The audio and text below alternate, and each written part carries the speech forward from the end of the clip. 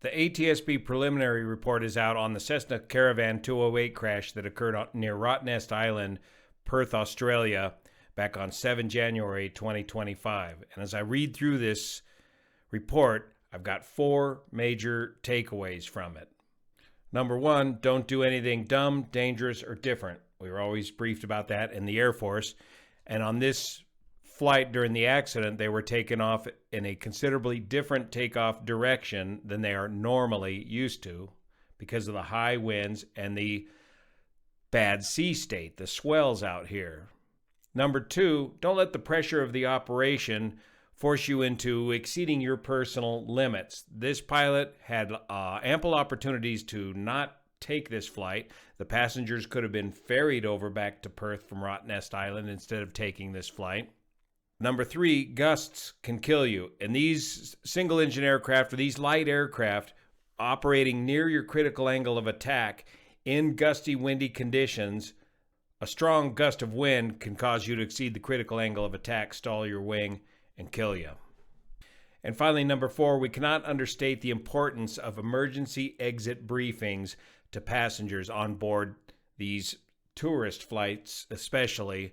In this particular accident, there were 4 ways to get out of this aircraft. Only one half of one of the ways, the right rear door, the upper part of it, was the only door that was found open following the accident. Rescuers were able to pop this window open and rescue several of the passengers after the crash. First, let's start with the pilot information. The pilot was later identified as James Wong, 34 years old, held a commercial pilot's license, single-engine rating, and endorsements for float plane operations, had a Class 1 medical, no restrictions, had 1,900 hours of flying time, 1,400 on float planes, 2,600 water landings. That's a lot of float plane experience in just 1,900 hours. He had 700 hours in the 208 Caravan and 60 hours accrued since commencing with Swan River Seaplanes, October 2024. Since commencing with the operator, the pilot had conducted 102 water landings, 12 of which were here at Thompson Bay. Regarding the aircraft, it was a 2016 Cessna Caravan 208 with about 1,125 total hours, total flying time, and had the typical door configuration, 2 doors in the front and 2 doors in the back. The accident occurred here on Rottnest Island, just west of Perth, a very popular tourist destination where they fly the float plane back and forth between the island and Perth, and they land here in Thompson Bay near Phillip Rock right here. Once the aircraft lands, they taxi up to a floating pontoon located right here and then are taken by boat over to the beach. Regarding the weather and sea state, at 1600, the winds were reported at 25 knots. They were reporting 25 gusting to 35 earlier in the report. 25 knots from 210 degrees south-southwesterly winds with a temperature of 24 degrees Celsius. Witnesses to the accident recalled strong gusty winds Thompson Bay throughout Thompson Bay during the afternoon. Video recordings taken during the afternoon of the accident showed that the sea state was calm close to the southern shore of Thompson Bay, but further out where they normally take off, the seas were very rough and the winds were even stronger. So that's why they elected to do this takeoff a little closer in a slightly different direction than they normally do. Regarding the preliminary information on the aircraft following the crash, it sounds like they haven't really found anything wrong with the aircraft that would have precluded a normal flight at this time. Same thing with the maintenance history. There was a period where the aircraft was stored for a little while before it was pressed back into service. And most importantly, the wings, fuselage, and floats did not display any physical markings that the aircraft had struck landmass or a submerged object prior to the collision with the sea. Some of the preliminary reports indicated that the pilot may have struck a rock or something on his takeoff roll, but that turns out to not be the case. Where some of the video or some of the eyewitnesses were located as the aircraft crossed in front of Phillip Rock there, that might have given him that impression. But that was not the case. The aircraft did not strike anything. So the passengers came over from Perth about 8:40 in the morning, had an uneventful flight into Rottnest Island, and they were due to fly back out of Rottnest over to Perth about 4 o'clock that afternoon. At about 11:16, the chief pilot sent a text to the pilot stating that the winds were forecast to increase that afternoon, and included an image from the weather website showing that the winds at Rottnest Island were 25 with gusts to 34 knots. And the pilot responded that they may need to return to Perth earlier than 4 p.m. They agreed with this. At 1:30, the pilot sent a text message to the chief pilot stating that the wind had reduced, but the swell remained high at the normal departure location. The pilot stated they planned to depart taking a quartering crosswind closer to shore where they perceived the conditions were calmer. The chief pilot responded to this message stating that he trusted the pilot's judgment, encouraging the pilot to resist any perceived pressure to depart. Following this exchange, there was no further discussion around rescheduling for the departure time. At about 1500, now they're leaving just an hour earlier than the original plan, the pilot requested that the coxswain take him out in the tender vessel to the area normally used for the float plane departures to inspect the sea conditions. The coxswain recalled perceiving that the conditions were rough with a swell about knee to waist height and the wind at least 30 knots. The coxswain recalled that the pilot determined the conditions to be unsuitable for the planned departure and requested to be taken closer to the southern shore of Thompson Bay. The coxswain recalled that the conditions were calmer in this location, and the pilot had planned to depart on an easterly track towards Phillip Rock, as we saw in the video. So they went out there to inspect the normal departure plan and found the seas to be too rough and the winds to be too strong, so they came up with this alternative plan to bring in the aircraft in a little closer where the seas and winds were a little bit better. At 3:11, one of the directors of Swan River Seaplanes texted the pilot and asked about the wind conditions, and the pilot responded that it's okay but rough. However, the swell was not too bad close to shore. The pilot also noted in that text message conversation that the aircraft would be pretty light for the departure. So he's really backing himself into a corner here with the given conditions. So at about 1540, they began loading up the airplane, and the passengers described the conditions on board the vessel and the pontoon as rough and windy. And each passenger had a life jacket before loading the aircraft.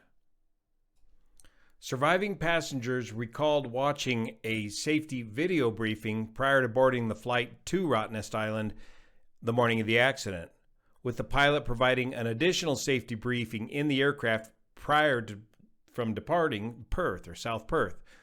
Passengers recalled that there was no briefing provided prior to the departure from Thompson Bay, with the pilot asking if the passengers recalled the briefing that they had earlier in the morning, the video briefing. Passengers reported that the safety briefing and the pilot briefing were thorough and provided adequate information on the use of seatbelts and the location and the use of the aircraft exits. One passenger additionally recalled that during boarding the aircraft prior to departure from Thompson Bay, the pilot requested the passenger assist with closing and latching the left rear door. The passenger considered that the pilot's instructions for closing the door were crucial for that one passenger, to subsequently open the right door after the aircraft struck the weather. So that was the one and only door that was opened up after the accident by anybody on board the aircraft, was the right front door, and it was opened by the passenger that had helped close the left door prior to takeoff. A lot of flight data was recovered from the Garmin G1000 avionics suite, and here's what they found. Engine power was applied to commence the takeoff at 4, with the aircraft about 600 meters from the western tip of Phillip Rock at a heading of about 108 degrees. 15 seconds into the takeoff, the aircraft accelerated to 40 knots and was about 400 meters from Phillip Rock. The aircraft transitioned onto the step, so that's when you're getting up on the step portion of the floats, and the nose was lowered. The aircraft heading was maneuvered on a course between Phillip Rock and the eastern tip of Thompson Bay. About 200 meters from Phillip Rock, and with a recorded airspeed of just 46 knots, the aircraft appeared to cross a wave or a swell. Video footage from the witnesses back there on the beach showed the aircraft appeared to bounce on the water, becoming airborne momentarily before settling back into the water. Over the next few seconds, the left wing rose on 2 occasions as the aircraft approached Phillip Rock, and the left float separated from the water. And that's a pretty common technique in float plane flying operations, is you try to break one float free, get the suction of that float out of the water, reduce that drag, and then work on getting the other float unstuck. On each occasion, the aircraft struck waves and the right float did not separate from the water. There was a gradual reduction in engine power for about 20 seconds, commencing prior to the aircraft becoming airborne. Now, some of you float plane, I'm not a rated float plane pilot, but some of you float plane pilots, is this the pilot reacting to the really rough conditions out there and trying to reduce the pounding on the aircraft, or did he let his hand off the throttle for a moment and it worked its way back? I can't explain this gradual reduction in power for 20 seconds. Did he not have his hand on the throttle and keeping it forward? Or was this intentional? About 30 meters from Phillip Rock, the aircraft had accelerated to a recorded airspeed of 57 knots and again appeared to strike waves. At 1652 seconds, the aircraft then became airborne with a nose-high attitude on a heading of about 110 degrees. Over the next few seconds, the aircraft maintained a nose-up attitude of about 15 to 18 degrees. That's right there at the critical angle of attack. The aircraft climbed to about 16 feet above the surface water. The right wing dropped, followed by an apparent aerodynamic stall of the left wing, with the aircraft rolling to the left. So just as we suspected, the aircraft stalled on takeoff.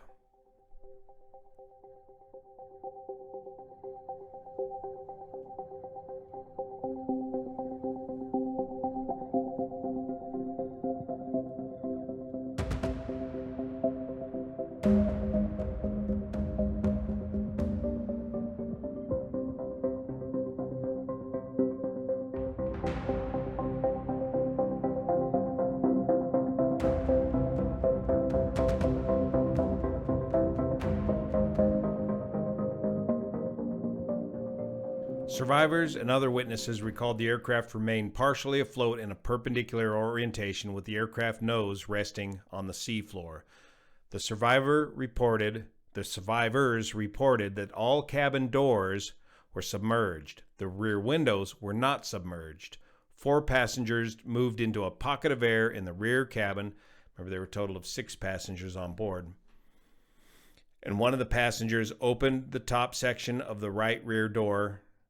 That was the passenger that had helped close the left door. They and the other passengers exited through this door. The coxswain of the tender vessel broke the rear left aircraft window, and 2 passengers recalled escaping through this broken window. The pilot and the other 2 passengers remained with the aircraft, which sank.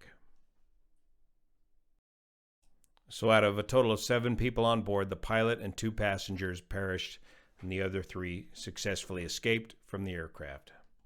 So the pilot talked himself into proceeding into ever-worsening conditions by doing something different, changing the takeoff direction of the flight in an effort to reduce the swell and get the aircraft more pointed directly into the wind rather than try to deal with such a strong crosswind. And it sounds like even despite the desire of his boss to consider not taking the flight, he went ahead and decided to take the flight and eventually stalled the aircraft while trying to wrestle it off of the pounding waves. So this is just the preliminary report. We'll have a very thorough final report from the ATSB soon. They also have the ATSB has an excellent video of this preliminary report. See the link below. Thank you so much for your support of this channel, especially the folks over on Patreon that make this content possible. See you here.